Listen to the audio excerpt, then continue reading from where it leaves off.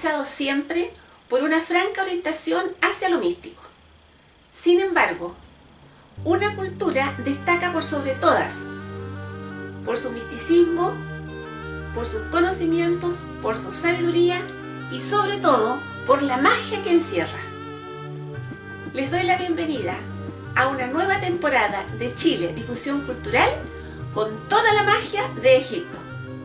Me encuentro junto al presidente de la Sociedad de Estudios Egiptológicos de Chile, el señor Gabriel Valenzuela, y junto al antropólogo profesor Carlos Montes. Una hermosa exposición de Egipto que se realizó en la sala de exposición de La Moneda, ¿verdad? Con una gran afluencia de público. De todas las culturas del mundo, desde, no sé, de los babilonios, Grecia, Roma, ¿por qué siempre Egipto es el que acapara la mayor atención? Bueno, yo creo que eso está en el inconsciente colectivo desde siempre. O sea, hay que decir también que los medios de comunicación han ayudado mucho en términos de misticismo con respecto a lo que, por ejemplo, se habla de la momia. ¿Ya? Todos hablan de todo, nadie, o sea, todos conocen el concepto de momia. Y eso viene más o menos como herencia de lo que significó el hallazgo más importante en la arqueología, que fue el hallazgo de la tumba de Tutankamón, ¿ya? Dentro de lo que es la arqueología. Ahora, hay un misticismo que sin duda está intrínsecamente relacionado a todo el tema, como es el tema de las maldiciones y todas esas cosas que sin duda a la gente le llaman la atención, pero no hay que dejar también en claro que hay un legado histórico súper potente y también muy religioso, como tú decías, que tiene que ver la relación que tenía el hombre antiguo con su naturaleza, ¿ya? Así que en ese sentido, claramente, bueno, hay un legado ahí potente. Si a uno le preguntan sobre Egipto o habla sobre Egipto, lo primero que le viene a la mente son las pirámides. A la luz de los actuales descubrimientos que han habido, ¿qué son realmente las pirámides? ¿Son solamente unos sarcófagos gigantes o hay algo más?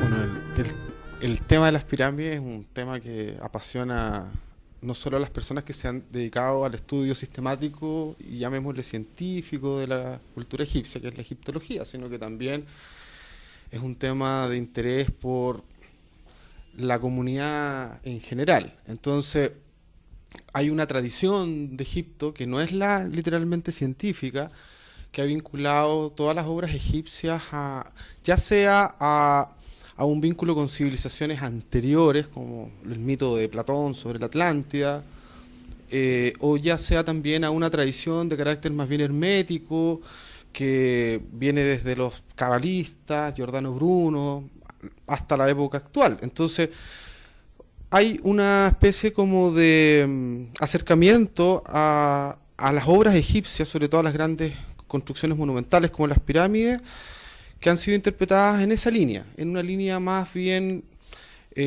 o vinculada con civilizaciones antiguas, o incluso en la actualidad también con temas relacionados con extraterrestres. Y hay otra tradición que se podría decir que es la que tiene vínculos con la egiptología. Estamos hablando de una ciencia del siglo XVIII-XIX recién, hasta la actualidad, que las ve como obras monumentales y que sirven para la cohesión social entre las civilizaciones, pero que no se atribuye, digamos, una significación vinculada a civilizaciones como la Atlántida o a los extraterrestres. Ahora, desde la egiptología, las pirámides son símbolos, obviamente, de conceptos como el origen del universo. O sea, las montañas primigenias, los mitos de la civilización antigua hablan del origen del universo, como por ejemplo tomando el modelo de una montaña que emerge de la nada, o emerge del mundo oscuro, acuático, y emerge una primera colina como fundación del universo. Entonces, las pirámides simbolizan el origen del mundo, por una parte. Otra cosa que también simbolizan en las culturas antiguas, no solo en Egipto, las pirámides, como, igual que las montañas, establecen nexos entre el mundo celeste, el mundo terrestre y el mundo subterráneo, al igual que el árbol de la vida o el árbol cósmico. Esas son básicamente las significaciones. En el caso de Egipto, las pirámides se han utilizado como tumbas, sin perder obviamente toda esta significación, para que el faraón permanezca eternamente en ese espacio y viva en ese espacio por la eternidad. Además, se sabe que estas pirámides han estado también vinculadas a los ciclos cósmicos, por algo tienen orientaciones astronómicas. No hay que descartar, por ejemplo, hipótesis como la de Bobal. Claro, por ejemplo, la hipótesis de la correlación de Orión, si bien no viene desde la egiptología, es una hipótesis bastante interesante de la relación, por ejemplo, de las 3 pirámides con la constelación de Orión, por ejemplo. Y de hecho los conductos que están dentro de las cámaras de la pirámide de Keops están vinculadas también a las constelaciones, una de ellas Orión y otras también a las constelaciones polares. No hay una diferencia fundamental en decir que están orientadas astronómicamente, que tienen un significado cósmico y al mismo tiempo son obra humana. Y en la egiptología no necesita, explicarse esta maravilla de las primeras civilizaciones como la egipcia necesariamente desde civilizaciones anteriores, como el mito de la Atlántida, ¿cierto? O desde explicaciones exteriores, por así decirlo, en el caso de la vida extraterrestre.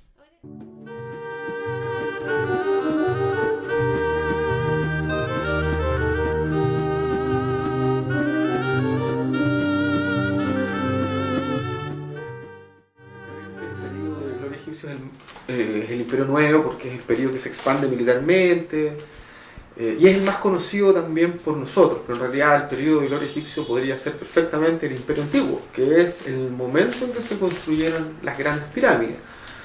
Tal vez el Imperio Antiguo sí representa el periodo de máximo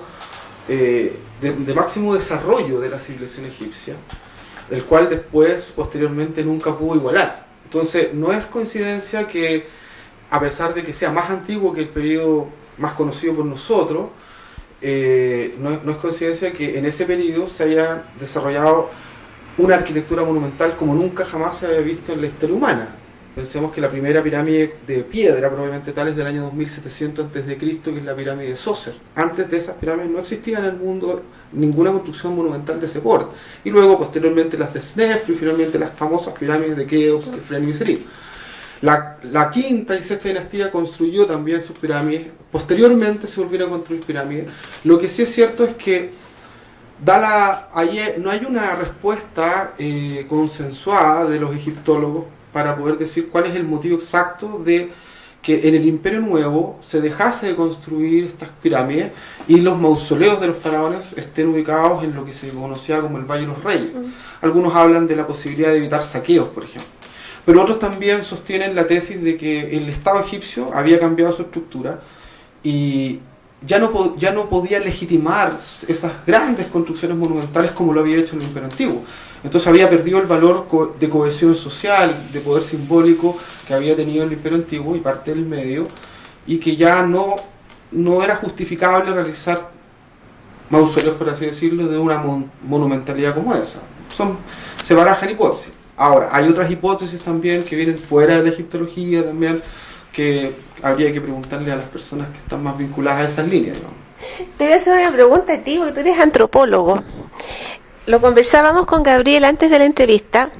Ustedes tienen una suerte de código cuando hacen el juramento, que ciertas cosas no las apartan, digamos. O sea, te lo digo de otra forma. Si encuentran, suponte, un celular, por decir, en una excavación, lo toman y lo dejan fuera y lo archivan porque no está dentro de la línea de tiempo. ¿A qué se debe ese código de restricción que tienen? Bueno, claro, yo soy antropólogo social, claro, eso sería más específico de los arqueólogos, pero yo no conozco en realidad ese procedimiento. Yo sé que en términos de excavación arqueológica se procede, hay una secuencia ordenada, digamos, que en el caso de una excavación se va bajando de nivel en nivel y se va registrando obviamente lo que se encuentra por niveles. Lo que podría equivaler a eso es cuando, en el caso de una excavación, los sedimentos o la tierra se encuentra disturbada, mezclada. Si está mezclada, obviamente no se puede asumir que hay un orden secuencial, porque pueden haber sido disturbadas por agentes externos, máquinas, lo que sea, digamos, o por trabajos agrícolas. Y claro, en ese sentido, yo no conozco sí de que se tenga que sacar cualquier objeto por el hecho de no pertenecer, pero sí hay un orden de comunicación. Yo no lo he visto, no lo conozco, sé que se tiene que registrar por niveles todo lo que se encuentra. Ahora, la explicación para encontrarse un objeto extraño, si es que está ahí, lo más probable es que tenga vinculación con cuando la superficie o los perfiles de las excavaciones están disturbadas, que eso ya no hace valer la secuencia natural, por así decirlo, de depósitos de sedimentos que se van haciendo con el tiempo. Ya, vámonos un poco ahora a lo que es el pensamiento egipcio. ¿Cómo concebían el hombre los egipcios? Bueno, básicamente la cultura egipcia, al igual que las primeras grandes civilizaciones del mundo, no solo la egipcia, sino que están vinculadas a un concepto en donde el ser humano es como una especie de reflejo, por así decirlo, del mundo cósmico, ¿ya? Se concibe como un poco lo que Jung hablaba de los arquetipos, por ejemplo, ¿ya? De la historia de las religiones, Mircea Eliade, ¿cierto? Habla de el hombre vinculado a los mitos del eterno retorno, ¿cierto? A las prácticas rituales que activan el mundo del humano y conectan con el mundo celeste. Entonces hay una visión, digamos, de las civilizaciones antiguas, en la cual Egipto también forma parte de esa gran visión, en el cual el ser humano es más bien una criatura, ¿cierto? Una obra, ¿cierto? De un mundo, podríamos llamar arquetípico o celestial, ¿cierto? Cósmico, y que se rige por los ritmos cósmicos, ¿cierto?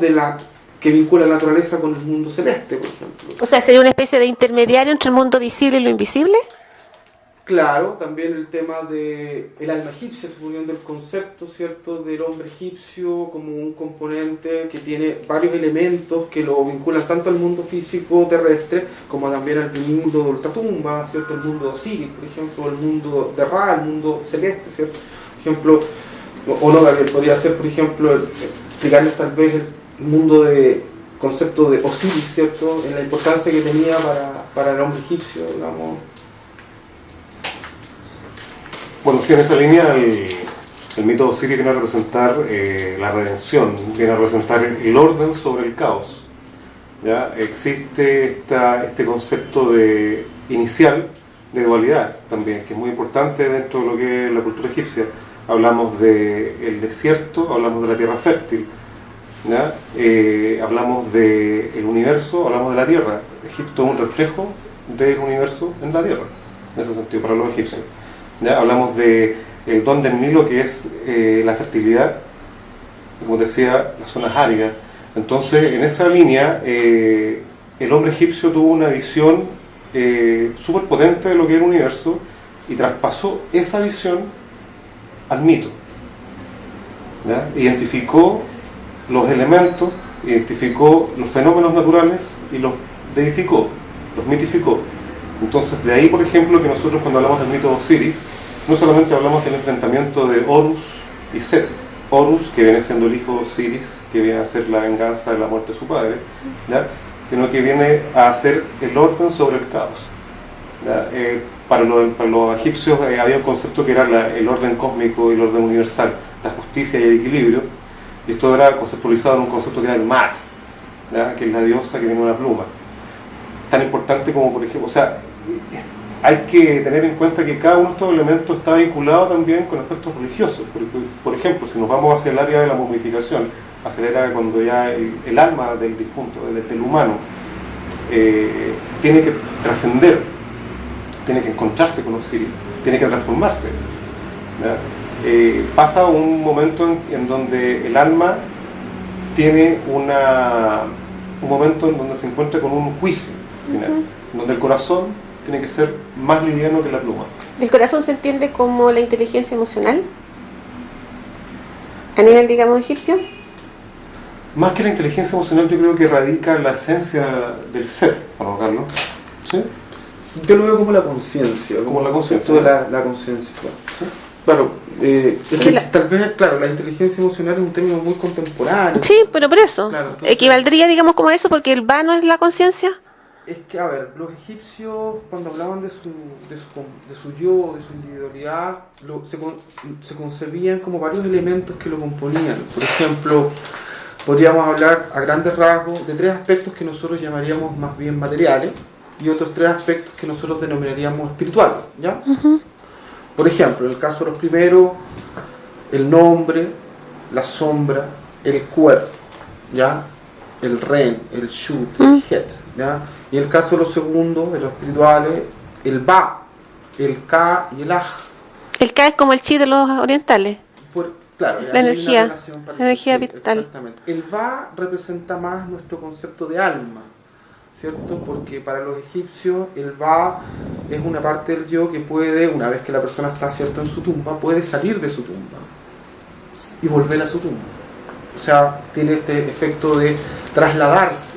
No es como el concepto de la reencarnación hindú, ¿eh? No, porque el alba sale del cuerpo, del sarcófago, y vuelve a su tumba constantemente. Lo puede hacer siempre, ¿cierto? Está permanentemente en esa posibilidad de salir y entrar.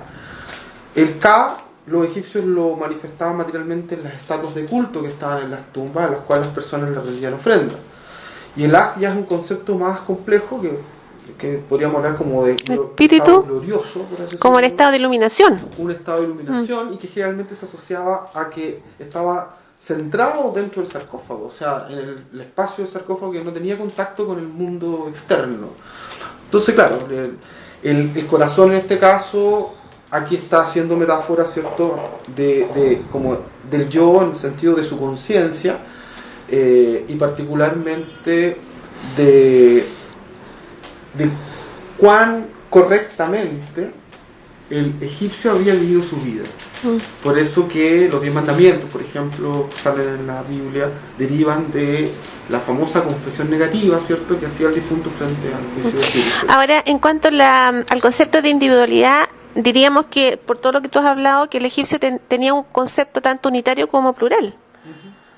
A diferencia del ego que tenemos nosotros, que es como más único, digamos. Claro, bueno, el psicoanálisis también habla de varios elementos, por ejemplo. Por eso, el super yo, ¿cierto?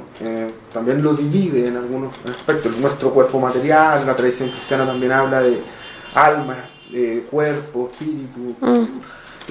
Hay que pensar un poco que la religión católica igual siguió ciertos elementos conceptuales que tienen vinculación con la teología egipcia. Tal vez, volviendo a la pregunta inicial, digamos, ¿qué pasa con Egipto? ¿Por qué la gente va tanto a las exposiciones?